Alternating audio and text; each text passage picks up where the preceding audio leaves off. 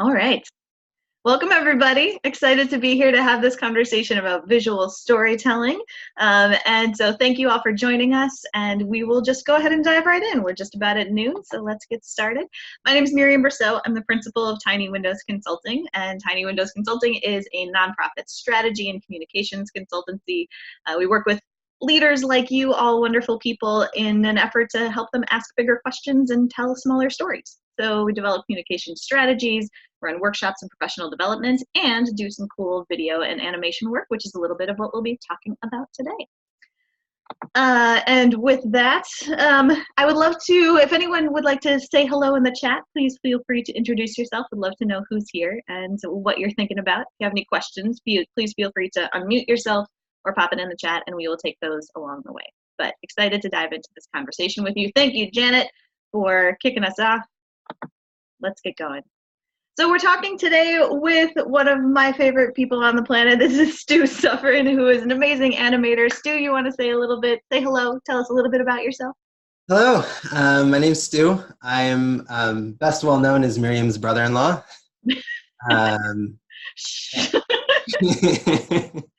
There's nepotism everywhere. Yes, but you are also wildly talented and an animator, right? I am an animator. I make animated videos and produce other types of videos as well. I've been doing it pretty much since I was like 7. The story I like to tell is that, when I first saw Toy Story, my dad and I were in Best Buy, and I went up to the employee at Best Buy and asked him for the software that they used to make Toy Story. And he was like, that's like hundreds of thousands of dollars, and we don't carry it at Best Buy. And so I got very upset. When I went home, I learned how to use Microsoft PowerPoint, and I would draw using simple shapes and like word art in Microsoft PowerPoint, and I would make each of the slides last a tenth of a second. And that was how I got started animating, and it was all downhill from there. That's awesome. I didn't know that story. That's so great. So you sort of you hacked your way into animation through PowerPoint stop motion. I did, and that's something that maybe we'll get into a little bit more. Is that animation used to be this big scary thing that cost millions of dollars to produce, and now as it's becoming more democratized, as the technology is more available, everybody has an HD camera in their pocket, and everybody has access to a lot of the software that I use for not very much money.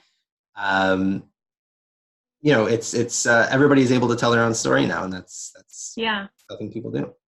Yeah, it's really cool to see that as video in general has become more democratized, animation is kind of on the way at the same time. But there's something really special and unique about having somebody who, this is your world, this is your work. This is how you help other people share their stories. So you want to say a little bit about some of the projects that some of the projects you've done, some of the places that you've exerted your talent? Sure. Like I said, I've been doing this for a very long time. So professionally, since around high school. And then when I went to college, I went to Lesley University College of Art and Design, where I majored in animation. And so the thumbnail you see here in the lower right with the bugs is my senior graduation film, which maybe we'll talk about a little bit later on as well. And then right out of college, I worked at a company called Nimblebot, which is a small studio in Boston, Massachusetts. And they worked with a lot of nonprofits. And ever since working there, I've always, and nonprofits are my favorites because they have the best stories, and their stories are often the most emotional, which makes my job a little bit easier, telling those stories. So, so they specialize in producing media for nonprofits, but we also got to work with MIT. So the video in the top row in the center is a holiday video that we did for MIT, which was a lot of fun. And then directly to the right of that, where you see the dominant inheritance graphic, that was for Veritas Genetics, which is sort of like a 23andMe type thing.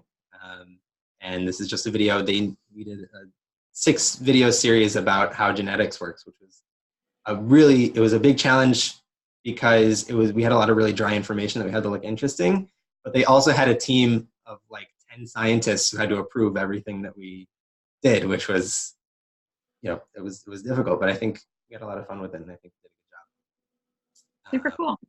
Yeah, I left Nimblebot to go do my own thing, and since then, like I said, I've been working with a lot of nonprofits, particularly Jewish nonprofits, just because that's who knows me.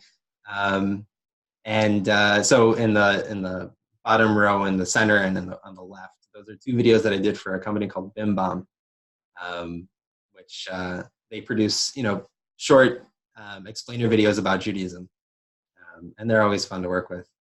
Um, and Yeah, and as we were preparing for this conversation, you mentioned something about the bread in the lower left hand and how it originally wasn't toasted. yeah, right. So that was a video that we did explaining what the Birkat Hamazon is, or the blessing that we say after eating a meal, particularly a meal that included bread. So what we came up with was that's a piece of bread that I tracked using software, and I placed a face on it, and I was able to move the jaw. So that was the main character of the video, was this piece of bread. And we started out by just taking a piece of bread right out of the package, and we found it was so floppy that it was difficult to find the tracking marks on it. It sort of, got out of hand. So we toasted it, and that was a cute little, problem solved that was able to, it made it a little bit easier to track. And it looks gorgeous. It looks like a little bit sun-kissed, which is lovely. So I really appreciate just the variety of experience that you've had in both animation and motion graphics, and sort of being able to bring in different perspectives there. So as we're having this conversation, we'll be able to look at some of the examples of the work that you've done and use that as scaffolding to talk about some bigger storytelling principles that I think are more universally applicable, but come out of animation and visual storytelling in general. So cool, thanks, Stu. So here's some, so in preparing for this conversation, Stu and I just had a great conversation about storytelling, and I am not a terribly visually adept person, and he is, but there was a lot of common ground in thinking about what makes for a great story and how do you engage your audience and take them along for the ride. So we're going to present a couple of those principles and talk through, and feel free to share your questions along the way. So one of the first things that we talked about was this idea that, especially when you're talking about nonprofit storytelling, your audience is the main character. So Stu, you want to share a little bit about what that means and this example here? Yeah, sure. So when we started talking about character, or when anybody talks about character, often the first thing we think about is the video that has a little cartoon guy and it says, this is Bob, and Bob wants to donate to blank, but he doesn't have the resource. Whatever. And then you go and explain why your company is going to solve Bob's problem. Bob doesn't have car insurance, and that's his primary motivation in life. Right, exactly. And the challenge with videos like that is that you have to find a way to make the audience relate to Bob. That often gets into how do you design the character? Is the character male or female? And then you get into issues of diversity and how many characters are there. And that's depending on what kind of story you're trying to tell, what your goal is with the video. That can sometimes be helpful, but what I've found is that the more powerful videos are the ones that say you instead of Bob. So I like to make the audience the main character, and that makes it all the more powerful and more relatable. Yeah, so should I talk about this video that we see here?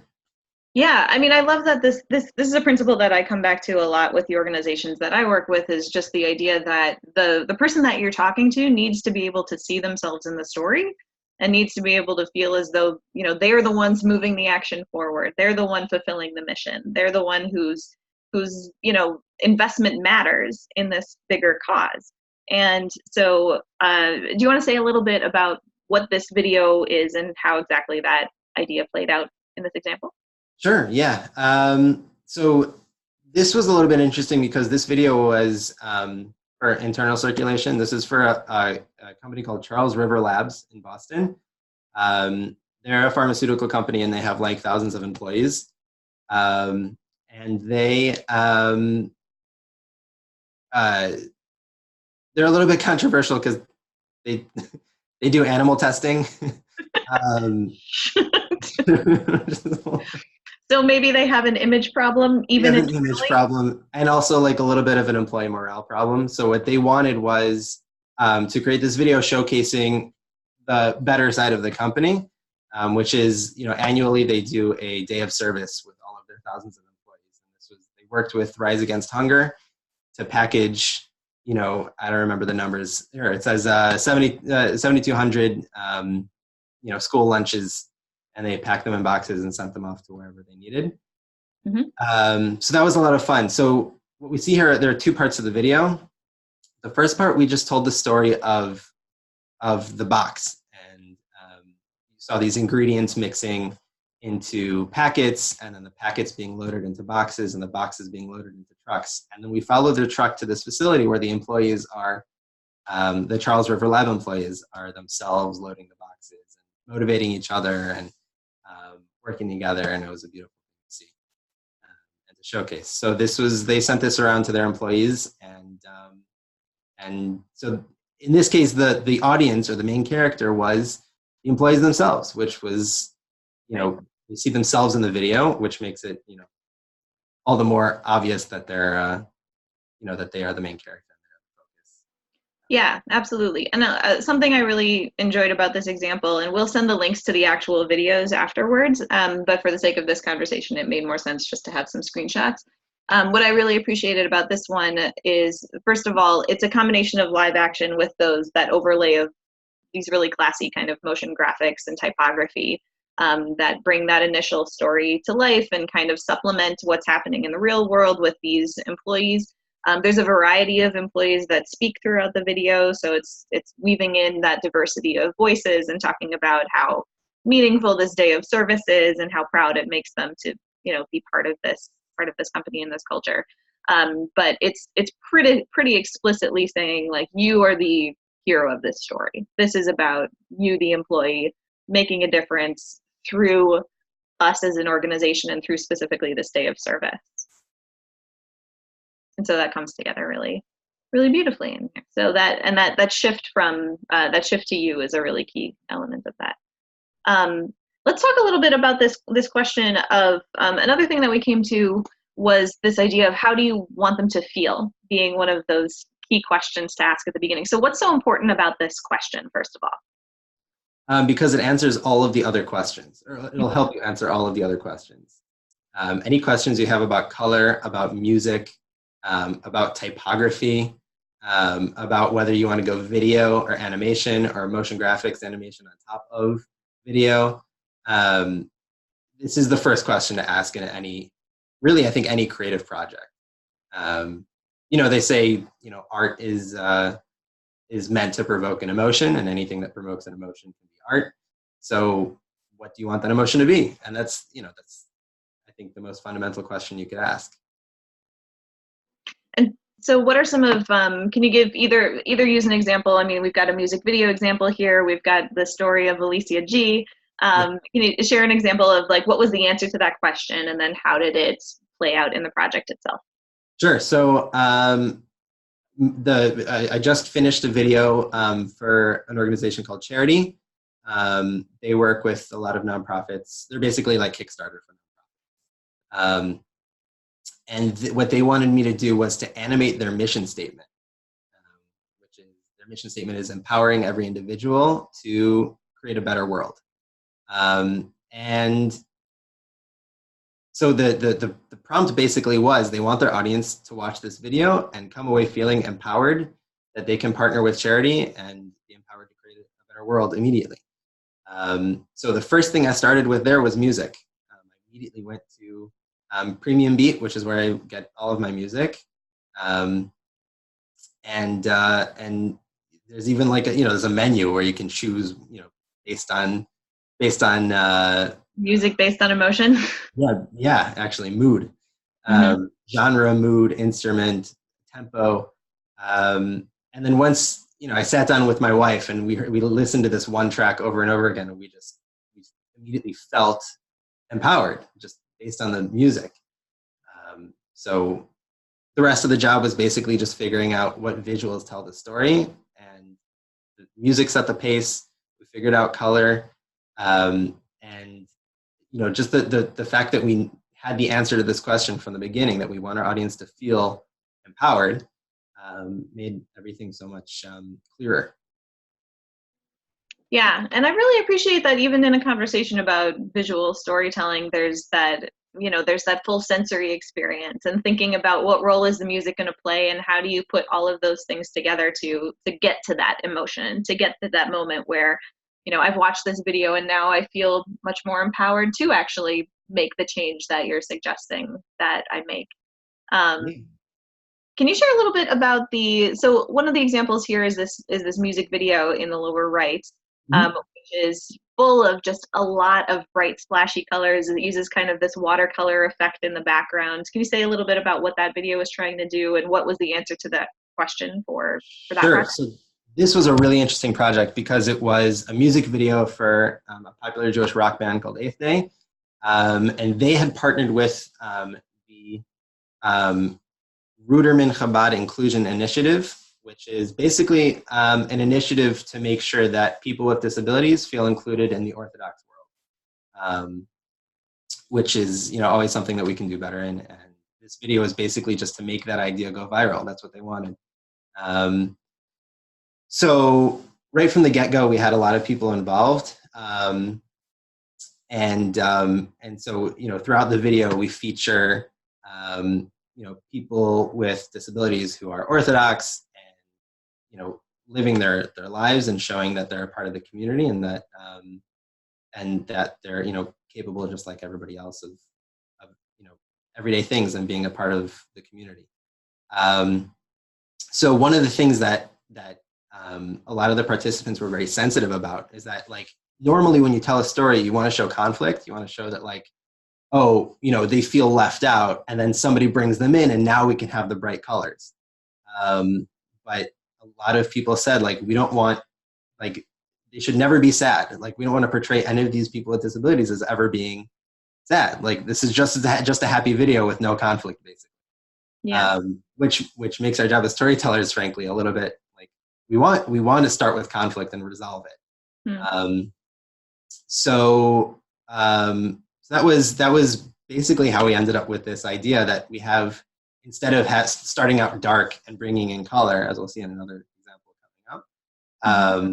What we wanted to do was have the colors are independent. Basically, they're everybody has their own little splash of color, and then as the video goes on, the colors get more intense and they start mixing until we get this beautiful, harmony and collage of splashes of color.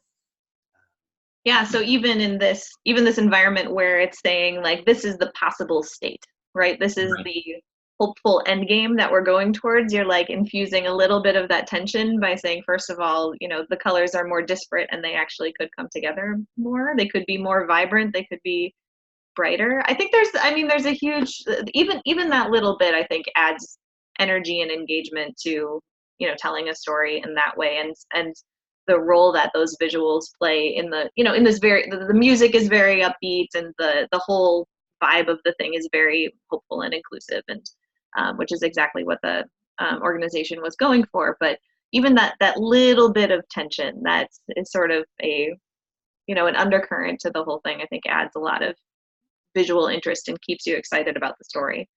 Right. Yeah. So let's talk a little bit more about color. And this is an example of a project that you and I worked on together a while ago. That was all about.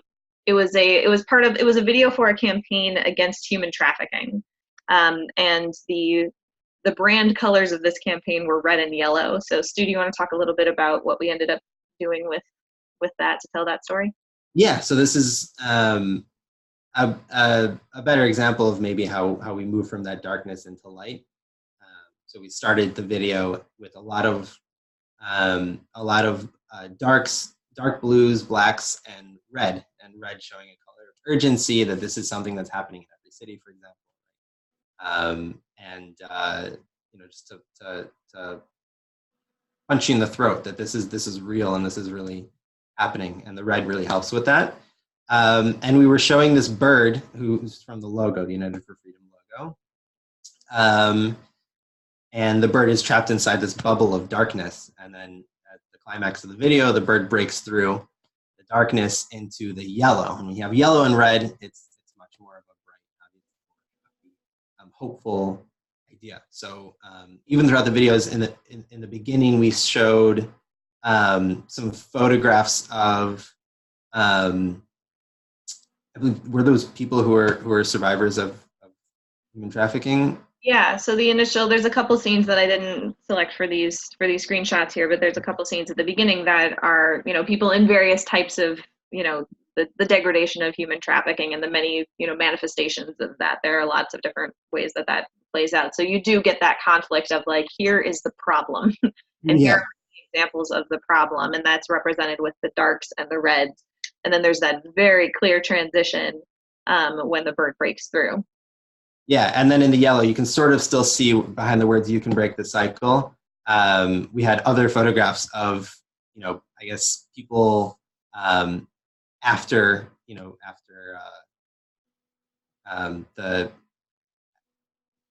the resolution of the problem. Yeah. So at the end there were also images of that hopeful other side, right? So I think this is a good example of first that idea of your audience is the main character, right? It's very you focused. It's also taking them on this emotional journey. I mean, they're getting what do you want them to feel? You want them to feel the weightiness and the urgency of that problem early on, but then also feel like their contribution and their getting involved is going to make a difference. And so taking them from that red color into the yellow sort of demonstrates that arc and shows that transformation or that change. Cool. All right. And then finally, just this big idea of creating an environment. So what does that mean? What are you going for when you're thinking about the environment that you create with an animation? Yeah, creating an environment, I think, is like, that's where my brain goes directly after we've answered the question of how do you want to feel? How do you want your audience to feel? Creating an environment is, we talked a little bit about interior design and how an interior designer is designing, is thinking about what they want a space to look like. That often goes into the other senses as well. What does it smell like? What are the acoustics like? How does it sound? Is it a private space? Is it a public space? And is it active? Is it lazy? So when we create a video, we're engaging sight and sound usually. Smell-o-vision's coming, but not quite yet. One can always hope. So that's when we think about, and really that goes for any type of design. Typography, white space, breathing room, headroom. It's all part of creating a holistic system of it's an environment. When you step into this video, what do you experience? Yeah. So that answers questions about sound, about music, about pace, tempo, color, and so texture. So the bug video, my graduation film, this is, my wife, who wasn't my wife at the time yet, she came into my room one day in college and was like, "Did you know that bed bugs don't like messy beds? That, like, if you make your bed, you're more likely to get bed bugs, and if you have a messy bed, you're less likely to get bed bugs." This is very heartening information. Yes. So I ended up writing this poem that was about a little boy who refused to make his bed, and when these giant bed bugs invade his town, Bedville, they eat everybody's bed, except when they find his bed, it ends up saving the day because they're so disgusted about how messy it is. Did you lose it? Sorry, continue. That's okay. So we sort of wanted it to feel messy and kind of gross. And that's why we used a lot of texture, a lot of like strange textures from strange places, which is a lot of fun to play with. Sometimes if I'm working even on like a poster, instead of just slapping a solid color in the background, I'll find like I'll Google pancake texture, and you get these awesome blobs of, lights and darks, and then you slap it on there with a blend mode, and it makes it look 10 times better, 10 times more interesting. Hmm. Versus the second video in this example, the one with the whale, we wanted to feel much more clean and much more serene. You know, the audio changes once you go underwater and you follow this little orange, you know, to the next scene. So yeah, so I think of every video that I make, I think of it as an environment, as if, you know, I'm inviting somebody into this space, and what does that space look and sound like, and what does it feel like? Yeah. Well, and I love that it all ties back to that, answering that question of like, how do you want them to walk away feeling? And if that's the answer, then that's the North Star, Right. right? And then sort of lining up all the pieces and making sure that everything fits together and saying, well, if we want people to walk away feeling, you know, calm and relaxed, then we're not going to use these colors, or we're not going to choose this trip hop track, or whatever it might be. Like, you're going to make different choices along the way. And so landing on the answer to that question with your team or with whoever the animator that you're working with really, you know, helps make all those decisions along the way. Love it. Cool. So the other, so you said along the way, as we were preparing for this, that better visual storytelling starts with consuming better media. And I felt immediately attacked.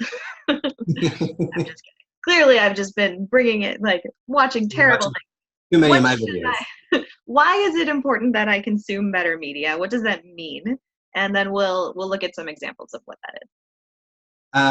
Yeah, I mean, I've heard people throw around this term, of media diet, which I think is more of like a mental health kind of taking care of your well-being type thing. But I think it's also true for your creative well-being, that your media diet will affect what you're putting out. So I think that's, first of all, you know, with any type of design, any type of art, really, you want to be familiar with contemporary art, what's out there, who's putting out the best work, or at least the best respected work. If you're like me and you're doing commercial work, you definitely want to be on the cutting edge of you know, the tools that you're using, and also being familiar with what's trending and what people are resonating with. You know, if you are working with a client who's trying to reach a millennial audience, you want to know what the millennials are watching, you know, what they're going to resonate with. Yeah. That's part of it. And the second part of it is just like, you know, if you're watching terrible stuff and you have a terrible sense of humor, you know, your videos are going to reflect that. Don't judge me, Stu.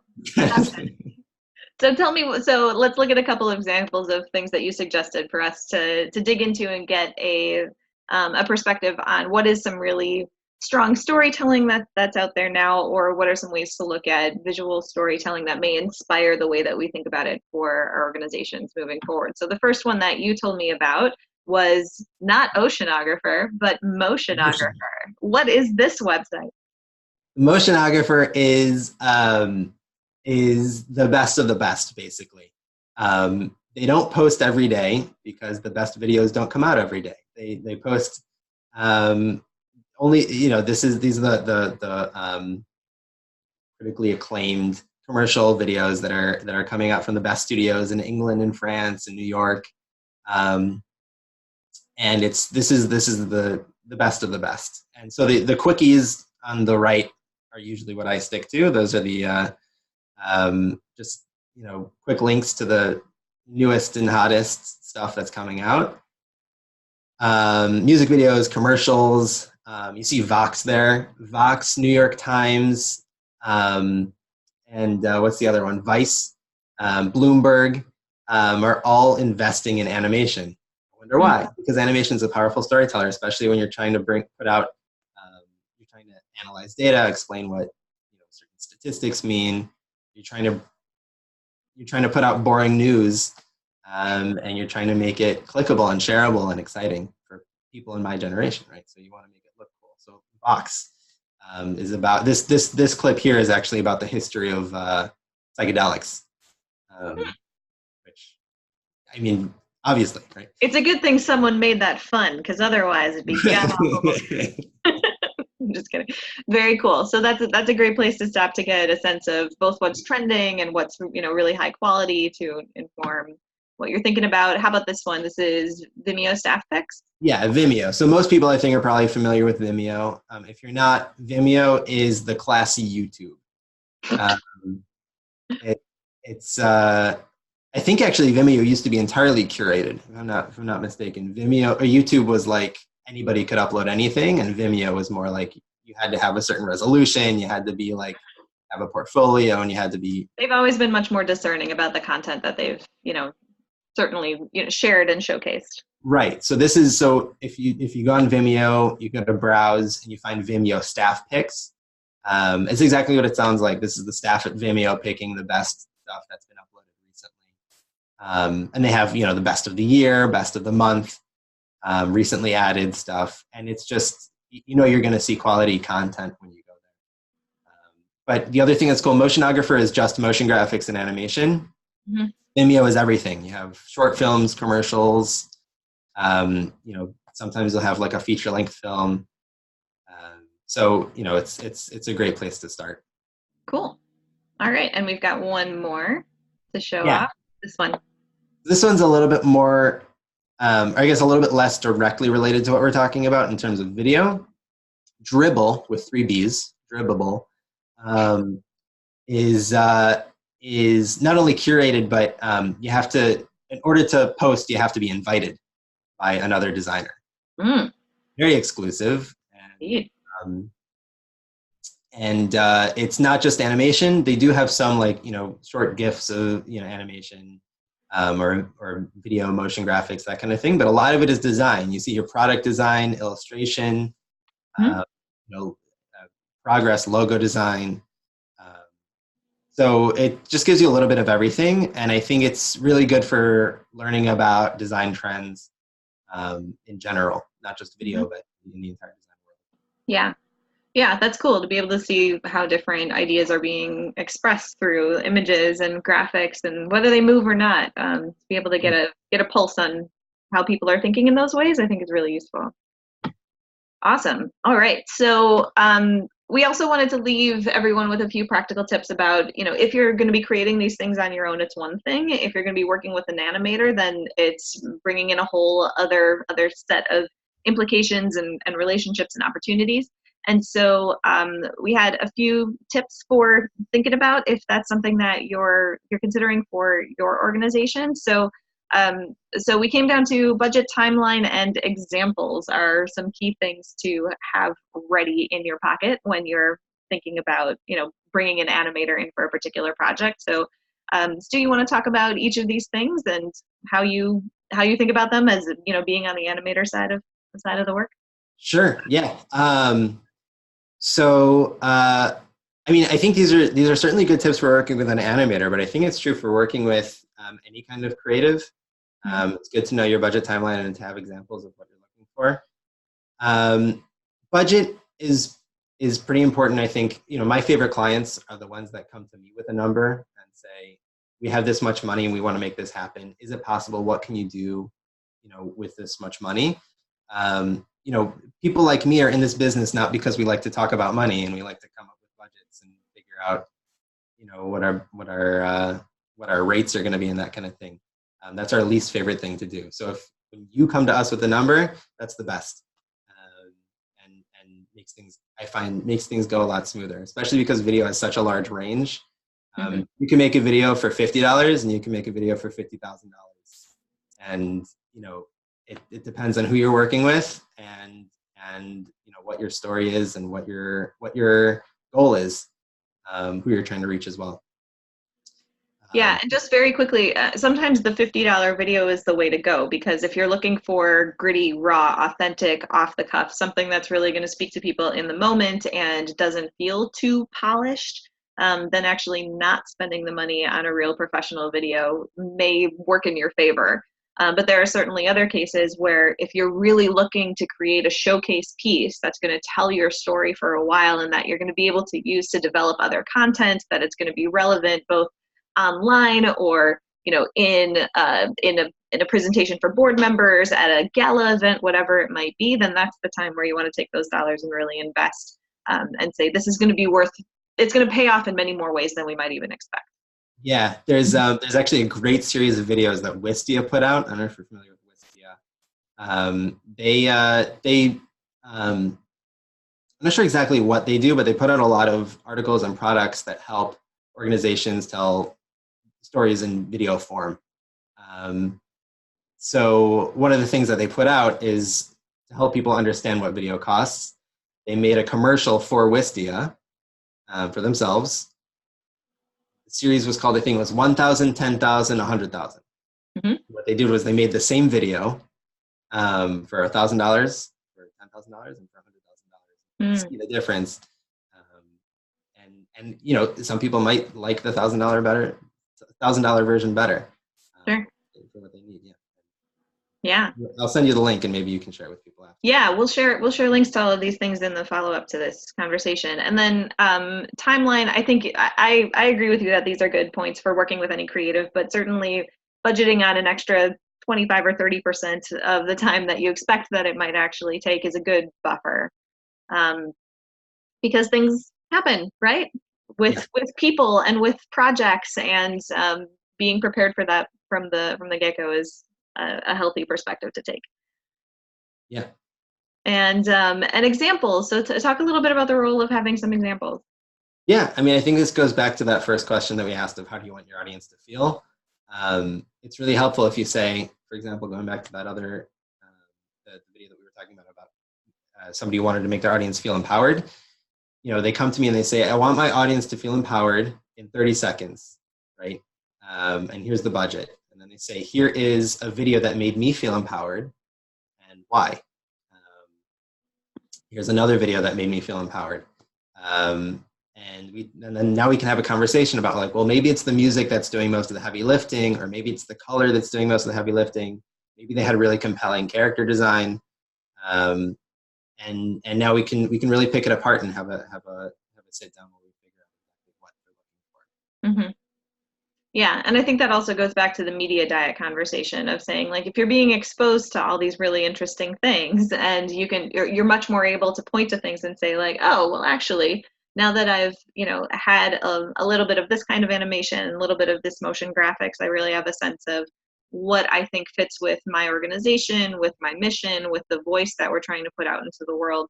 And you can really be that creative partner with the animator in a way that you might not otherwise be able to.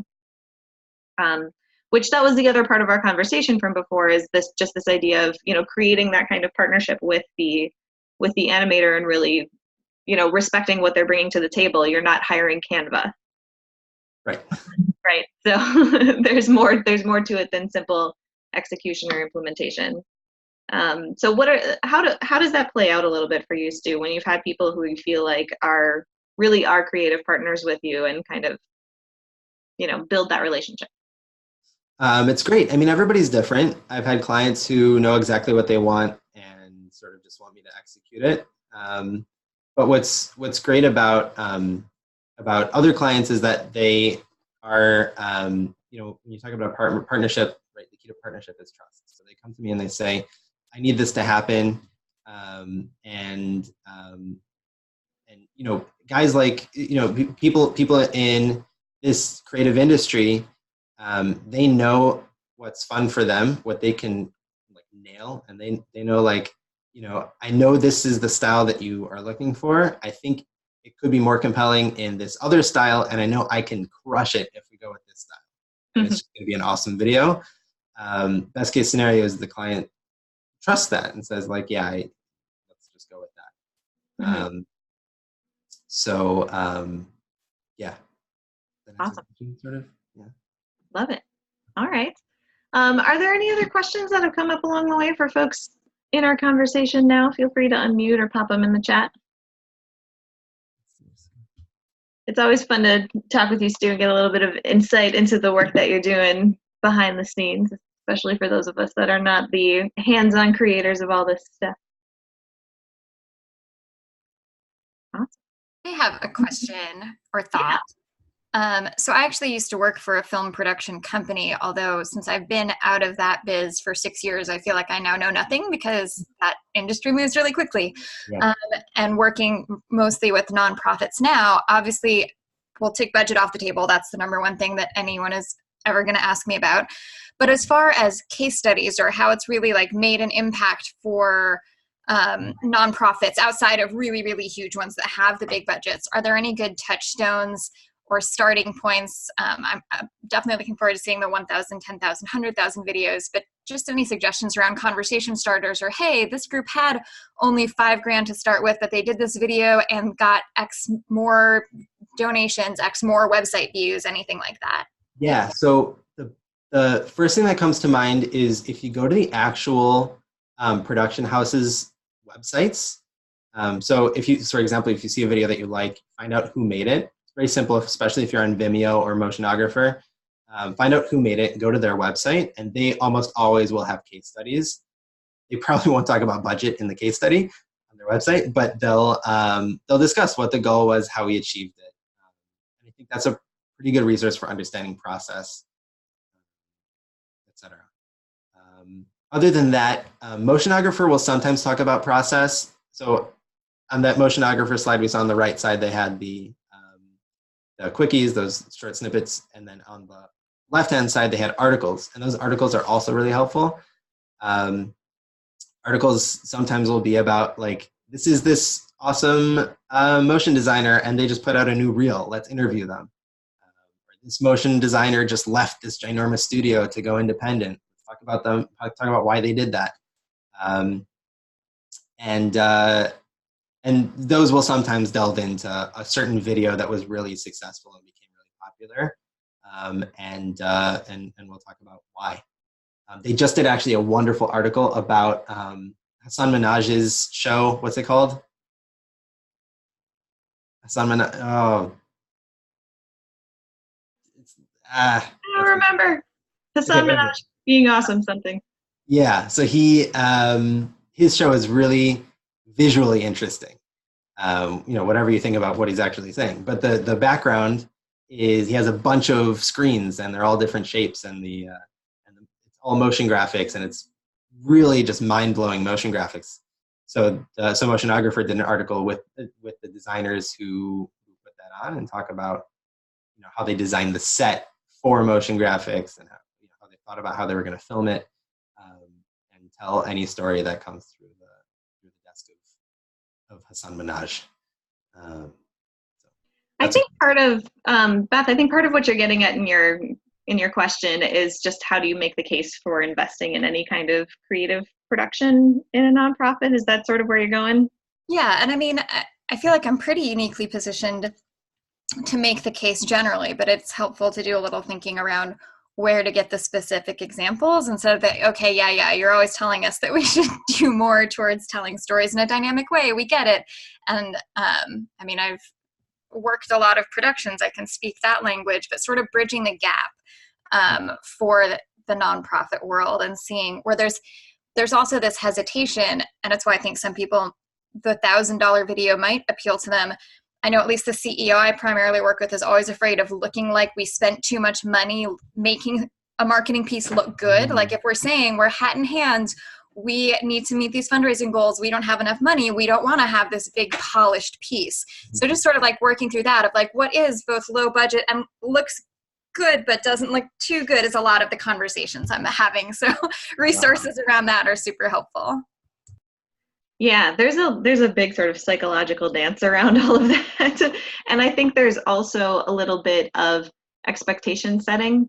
I mean, every organization wants their video that's going to go viral, but there are actually a lot more cases of organizations making videos that go viral and then don't do actually a whole lot for the cause. They don't turn into fundraising dollars. They don't turn into new members or whatever it is that you happen to be looking for. So I think there's a little bit of just getting clear around what the goals of that piece are, understanding that it's not about a one-time investment, that it's about, investing in that bigger communications ecosystem that you're creating and finding different ways to engage different audiences. And making the case for marketing and communications overall, and then finding what's that slice for video, or what's that slice for motion graphics, or whatever it might be. The other challenging piece of that, and I realize this is not like, here's the answer, but the other challenging piece of that is that no one would ever send one email, right? No one would ever, you wouldn't think about email in that way, and yet we think about that when it comes to video, because it is such a big lift and such a big investment. And so there does have to be a larger strategy in place for how you're going to think about what are those pieces that you can create along the way. But I hear you on the dance between wanting to create quality stories that engage the right audiences and actually move them in the way that you want to move them, and make the case for that without seeming like you're pushing all of your dollars into those pieces. So there are examples of organizations that have done this really well, and I will, follow up with a couple as well, and we can continue that conversation. Thanks. Thank you both. Yeah, cool. All right. Awesome. So, Stu, thanks for hanging out. Thanks for sharing your wisdom. Everybody, thank you for joining us and engaging in this conversation. If you have other questions, then please feel free to follow up with me or Stu. If you are in Chicago, we are doing a stop motion workshop. Actually, Lori's on the call now. Lori and I are going to be leading a stop motion workshop where you can make your own relatively low budget, super fun animated piece for your organization. So we hope to see you there on September 18th. Lori, anything else you want to say about the stop motion workshop? I think you covered it. I think it'll be a lot of fun, though. We did one a few months ago, and it was really cool to just see everyone's animations come to life, and it was a lot of fun. Awesome. Yes, agreed. And next month we'll do another webinar. For at Tiny Windows, we've been doing a webinar on the last Wednesday of every month. We'll try and keep up that kind of clip. So hope to see you next month. We'll talk about 6 elements of story for you to think about for any kind of storytelling, whether you're putting together an article or a blog or sharing a video or whatever it might be. So would love to see you next time. Stu, any closing thoughts? Anything else you'd like to leave our colleagues with before we send them back to their days? No, just thank you for listening to me talk about what I love doing. Thanks for anyone listening. No, I'm just kidding. Yeah, amazing. Thanks, Miriam, for putting this together. This was a lot of fun. Always a pleasure, sir. Thanks, everybody. Such a pleasure to learn with you. Go off and tell great stories, and we will see you next time.